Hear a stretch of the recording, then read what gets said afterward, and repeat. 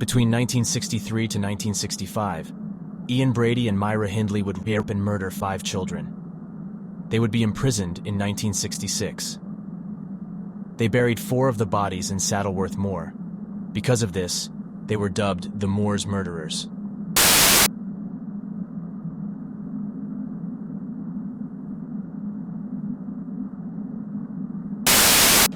Now 75, Brady, who tortured and murdered 5 children, is attempting to convince the tribunal he's sane so he can move from a secure psychiatric unit to prison. In an extraordinary court exchange, he claimed his killings were recreational compared to the deaths caused by what he called Tony Blair's war crimes. Well, our North of England correspondent Kieran Jenkins is in Manchester, where relatives of some of the victims watched a video link of the proceedings. So, Kieran, what more do you have? Well, the families watched from a private room here in Manchester. Ian Brady spoke via video link from a maximum security hospital some 14 miles away. And when he did finally speak this morning, breaking a 50-year enforced silence, he had an awful lot to say about his own sanity, about his alleged mistreatment by doctors, and, when pushed, about those murders he committed all those years ago. When Ian Brady's soft Scottish accent finally punctured a 50-year silence, it was to reel off a list of his achievements in jail. He's an acknowledged narcissist, and over 4 hours of questioning grew increasingly impatient. The tube through which he's force-fed flapped at his face as he repeatedly insisted he was not mentally ill. They both had troubled lives, to say the least. Brady was a petty criminal and would be accused of animal abuse. He would become obsessed with the atrocities of Nazi Germany. Hindley was abused and neglected as a child. As a result, she was taught to use violence and aggression as a way to deal with her problems. She would be bullied for her wider frame and her looks. She had a friend that died when she was 15. The pair would meet each other in Millwards, a chemical company, and immediately fell in love. Brady would indoctrinate Hindley in his Nazism, and she would change her appearance to become more Aryan.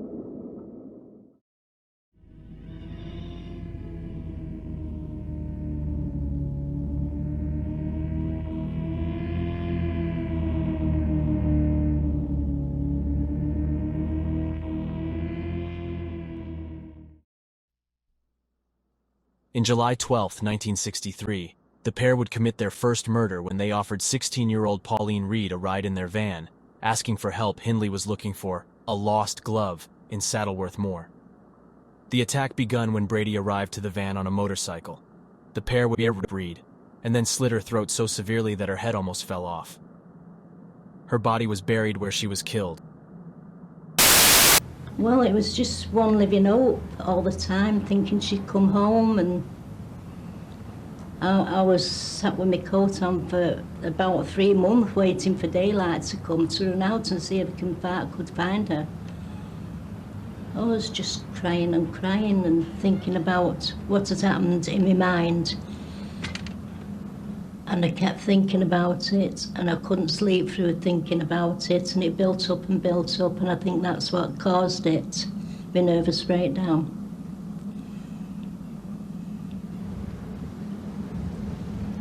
I was in hospital, and I remember my husband saying that Pauline had been found. I remember them had 2 nurses brought me home to the funeral. I remember everything about the funeral, everything.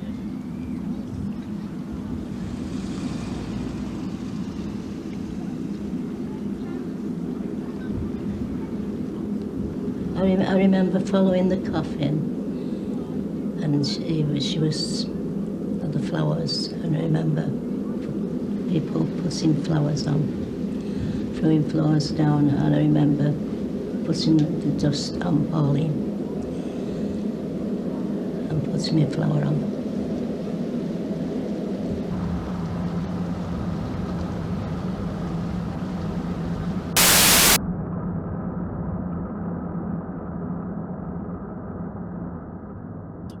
On November 23rd, they would then use the same sick trick on 12-year-old John Kilbride.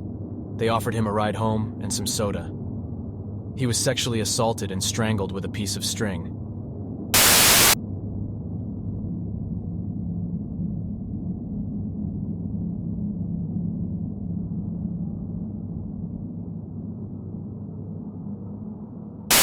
The recovery of John's body evoked mixed emotions for his mother, Sheila. Yes, it was anguish, because all the time I felt that I wasn't going to hear anything at all. I thought his body might have been burned and I would never know all my life. I'm very glad that, in a way, relieved that we do know where he is now. John Kilbride's body was too badly decomposed for the police to ask his family to identify, so they took the one shoe Ian Brady had left in his makeshift grave to the 12-year-old's home. I remember him coming to the house, it was about 8:30 at night. The knock came on the door, and it was John's shoe.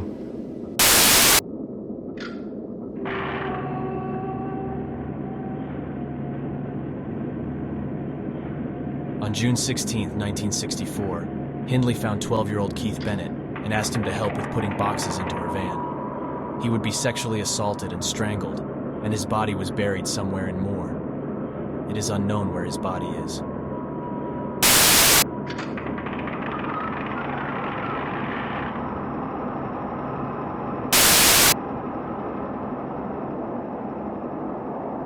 Well, I'm hoping that Brady will come along and either present it with the press, the police, or even me, or anybody that he thinks it's fit, because it's essential. It's the last time for him to ever do anything to help the police and help me. Give me a chance to get my lad back before anything happens to me, because I want him buried before even Brady dies. I don't care who finds Keith, as long as he's found. And I've got to bury him. Well, I want him buried, and I want him in the service, a private service for my family at St. Chrysostom's Church in Upper Root Street. And then after that, I want it because it will go all over the world. It won't be just in Manchester. I've not had to chase all over the world. I've worked hard myself, and so has the police, to thank you without anybody else interrupting. It's got to be somebody. He knows where he is, and he's held it all these years. And I've had to suffer. He's got rights and I've not. And it's not fair on me. I've had to scrape and scribe all these years. People have tried to help me, but what they've given me is not enough. I want him found before I go, and I'm hoping and praying to God that he will be found, and it'll be through Brady, because the police have done their best and can't do any more.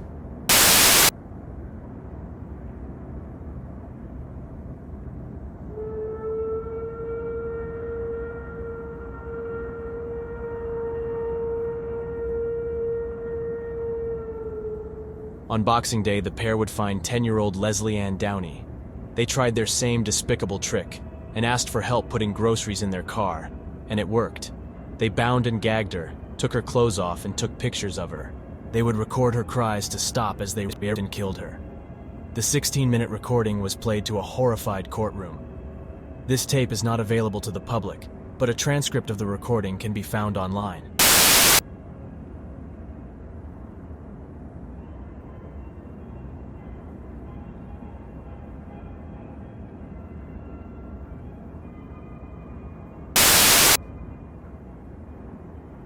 There's no proof that she says herself she has no excuse for the tapes. It's inexcusable. She never touched the child. No matter what Mrs. West thinks of her, she never touched the child. Ever since the trial, you've campaigned to bring back capital punishment, campaigned to keep Myra Hindley in prison. Yes. Having heard Lord Longford and Maureen tonight, has your view been changed at all? No, not whatsoever. Lord Longford is talking about parole for Myra Hindley. When will I get parole? I am serving a life sentence through that monster. When will I get my parole? This will be with me for the rest of my life, and my family. My family is suffering through this. And as far as Maureen's concerned, I had to hear the tapes of my daughter, and I never heard Ian Brady. It was Myra Hindley on that tape with my daughter, not Ian Brady. I had to listen to that and identify the body. So Maureen Hindley is wrong there. Of course, everyone here and everyone watching the programme will realise your emotional involvement with this. But are there people who are not so emotionally involved backing your campaign? Have you had support from people who are not so emotionally involved? I have, yes. Lots of support. More support, I think, than Lord Longford will ever have. For all his misguided do-gooders. I think I come on top somehow. So are you not prepared to consider at any point No that way, Myra Hindley no should way. get parole? If she comes out, I'll be up for murder if I get my hands on that woman. I've said this to Lord Longford once and I'll say it again. She will be one dead woman, and Mr. Benfield's here. They can come and take me now. I mean, she will be one dead woman. Mrs. West, for the moment. I want justice. For the moment, thank you very much.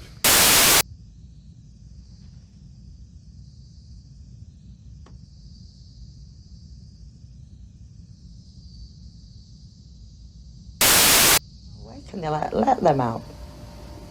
If they do, I'll be going in because she'll be dead.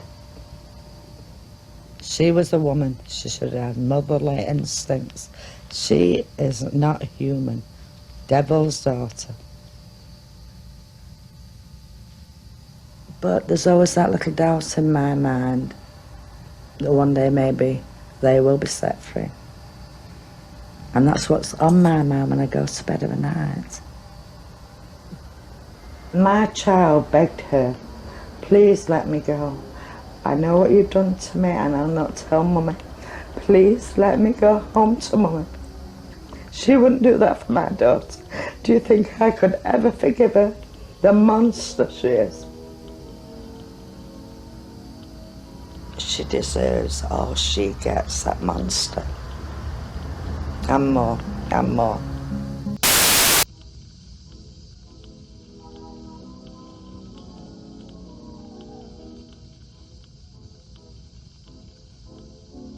On October 6, 1965, 17-year-old Edward Evans was lured into their home. They struck him 14 times with a hatchet and strangled him to death. They left the body to be buried on a later date.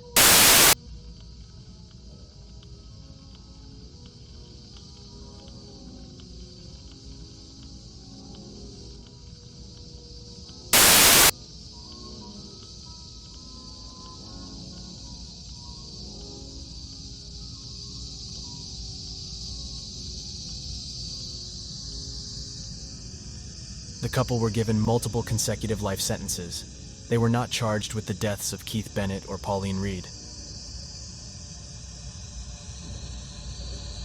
The interest in Ian Brady's suitcase is that it could reveal the location of Keith's body. It has not been made available to this day. Part of the reason is that it contained whether that be in the form of audio recordings or photos. Their lawyer, Robin Macon, is alleged to have a copy of the documents, but has refused to show them in any capacity. A proposed bill, the Police, Crime, Sentencing and Courts Bill, would allow some documents to be accessible to the police under the idea that it may help with finding deceased bodies. That doesn't mean the general public should ever get access to it. There is something truly despicable about taking the life and innocence of a child, but to do it multiple times is a type of evil that should be stopped. The murderers were no doubt the definition of evil, and it was an evil brought out of obsession, of vile ideology, and psychopathic urges.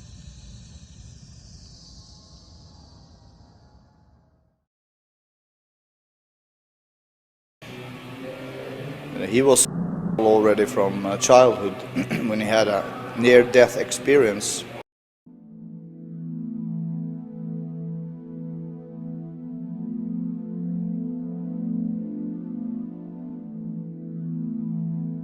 Yngve Olin is an infamous musician. He was dead, the vocalist for notorious black metal band Mayhem. It was well known for establishing the black metal genre. He's also known for something much darker. The band was notorious for trying to find what is the most edgy thing to do. They would fight often. Per would fight fellow band member Oystein, or Euronymous, because Oystein wanted to make synth music, but Dead hated that type of music. It got so heated that at one point Oystein would shoot a shotgun in the air just to intimidate Per another time. Per would stab Oystein in an altercation.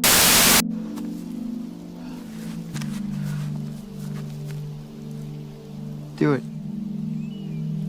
What? Pull the trigger. Fuck, do you mean it? You said it yourself. One shot to the head and it's all over? It is no surprise that Per had a difficult childhood. He suffered with thoughts, depression, and sleep apnea. Something else he suffered from was Cotard's delusion. He legitimately thought he was dead after he was beaten so badly by bullies he went to the hospital for internal bleeding. He would be pronounced dead at one point in the hospital, but he was resuscitated.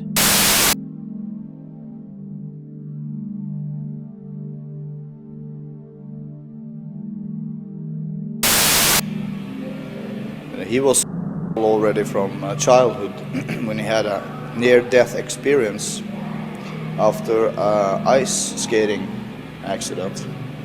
He had tripped and fell on the ice while ice skating, and his milt had sprung open. He was rushed to the hospital, and he was dead at arrival, but they kind of got him back to life. And then he remembered the tunnel and was very fascinated about this. And he was only 10 years old at that time. From that moment, he had a fascination with death.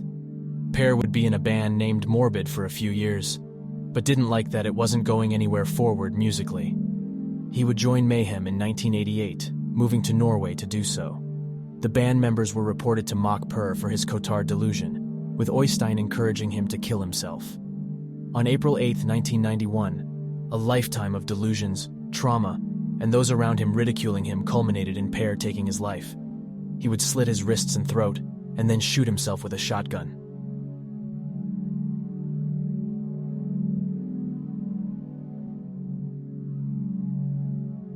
Øystein was the first to find his body, and would go to a nearby store to buy a disposable camera.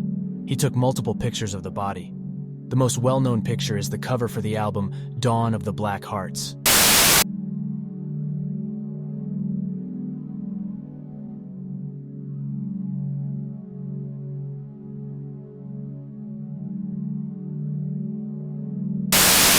The other pictures are lost when Øystein was murdered by a fellow bandmate. His father destroyed the remaining photos.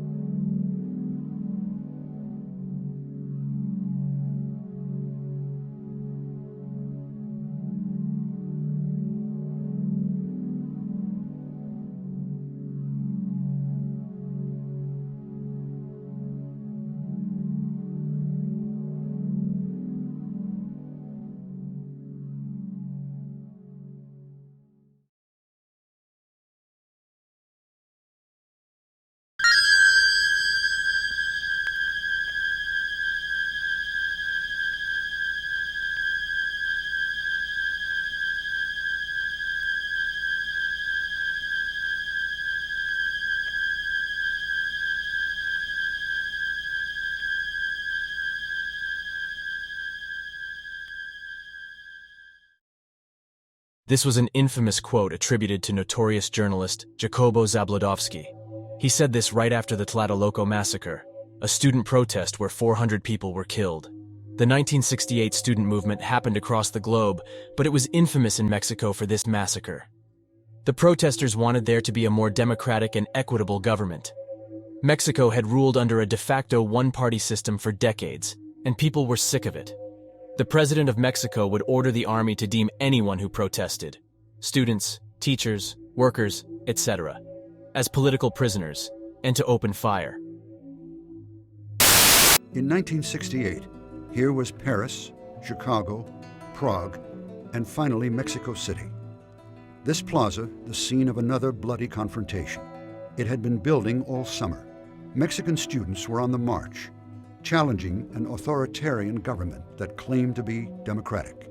On the night of October 2nd, students filled the plaza. Soldiers with fixed bayonets surrounded them. Suddenly, without warning, a helicopter hovering overhead opened fire. They wanted something called freedom, imagine.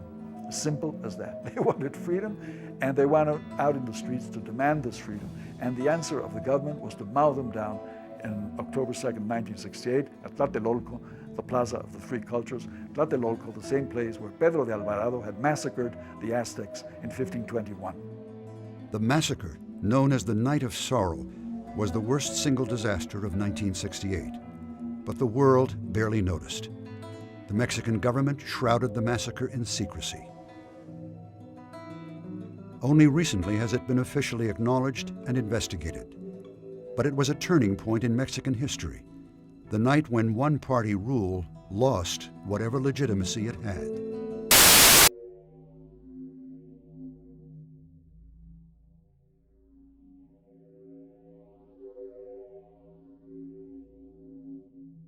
There is no recordings of any kind that still exist of him saying, "Today was a sunny day."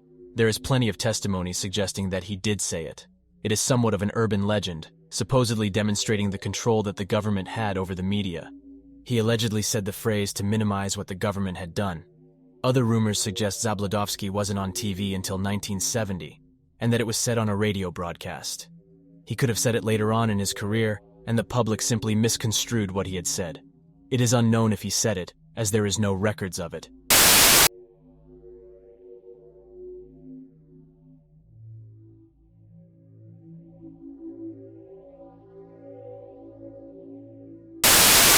If there is a recording of it, Televisa, the company Zabludovsky worked for, is likely to never release it to preserve their reputation. Zabludovsky neither confirmed nor denied saying such a phrase on that fateful day, and he isn't the only one to be accused of saying that phrase. In case you couldn't tell, this is a case of the telephone game, where the first statement had some truth, but it gradually decayed over time. There's no way of knowing if it's real, or if it's just a rumor.